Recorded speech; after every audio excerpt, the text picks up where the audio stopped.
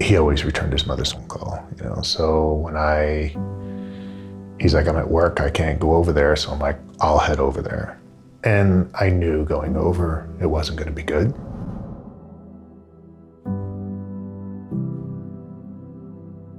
I had his daughter contact me. She's an adult now, and she was horrified. And I'm sure she wishes that I did not tell her.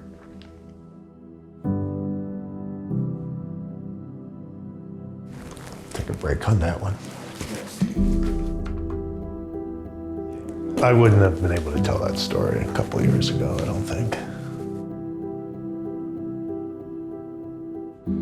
I worked as a fire service, as a firefighter and a paramedic for, I'm on my 33rd year now, but I did 25 years on Bayflight, which is the local aeromedical helicopter, and that was the busiest scene-based trauma helicopter in the country.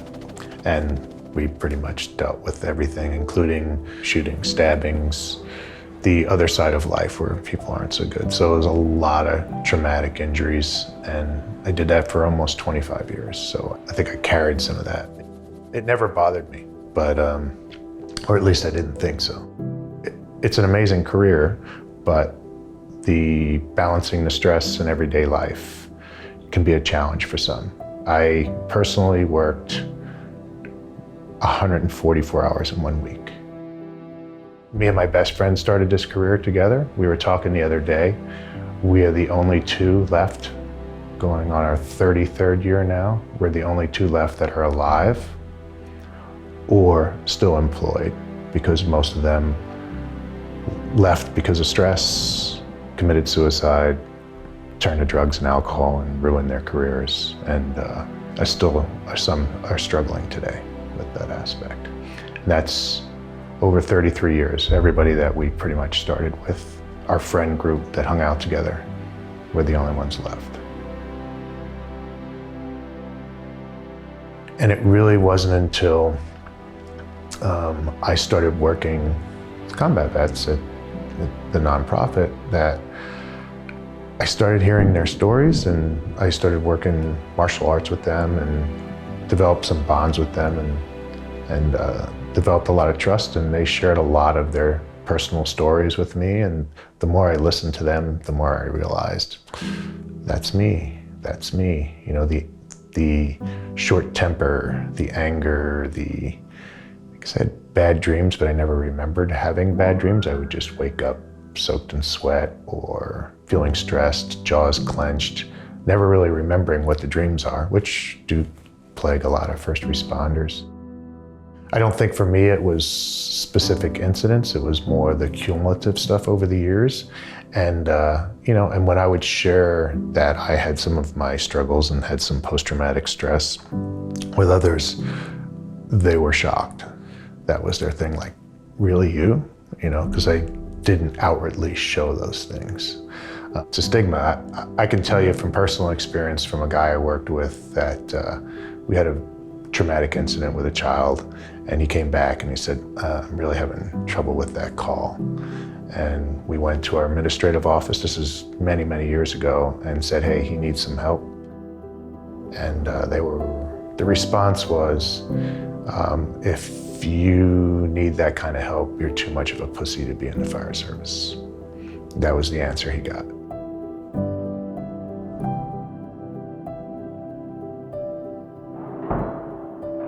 I think we're also getting into another point now where it's starting to be okay. And I think it's being forced because there's a tremendous amount of first responder suicides.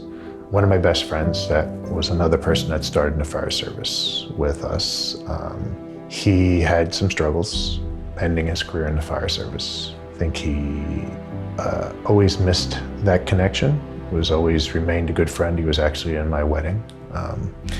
And I received a phone call one day from a fellow firefighter who's also no longer in the fire service, and said, I can't get a hold of him.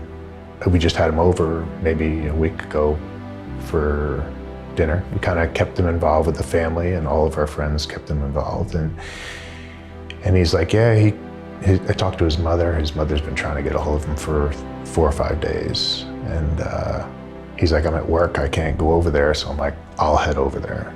When I got there, the air conditioning was nice and cold.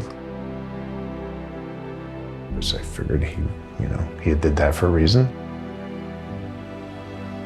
And I found out he had took his life. I had his daughter contact me. She's an adult now, and she contacted me wanting to know how her dad died. She eventually convinced me to tell her the details. After I asked her not to, I just didn't want her to read it, and then I did share it with her, and she was horrified.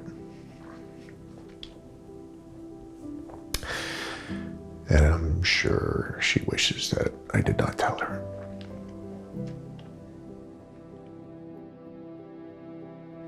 That one bothered me. That one bothered me a lot. And I didn't realize how much, but I think that was kind of the thing that started to unravel.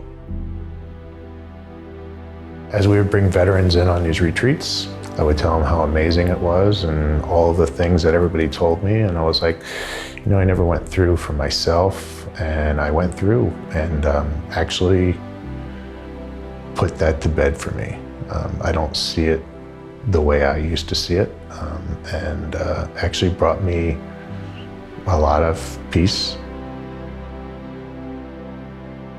I think in the first responder realm, there needs to be this culture change. It's happening slow. It's happened in the military.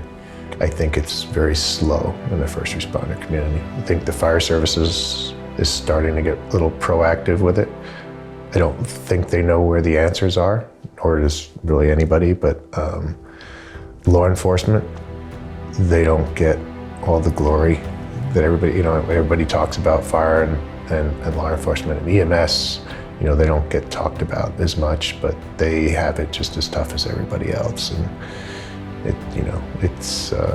it's definitely time for a culture change. And the only way that's going to start is at the beginning of the career. And it's got to be through the education piece, it's got to be through the administrative piece, and it's got to be part of everyday life. I think a lot of our work that we're doing with veterans, with active duty members and first responders now, I think never really thought about it, but that's me having that conversation with him and friends like that is that there are answers out there. There is, it's a job that's tough on you. And I think a lot of people don't realize over the years what this stress can do to you. And for me, I worked all those years and I really had no clue, never really thought about it. Getting ready to retire in about 6 months, and my life has always been public service, and I think I'm going to continue through the work we're doing with veterans and first responders. And it's obviously gotten out that we're doing this work, so we do have people in the first responder realm, in the veteran realm, that reach out to us. So I think the word's getting out that there are answers, and that's how I'm giving back.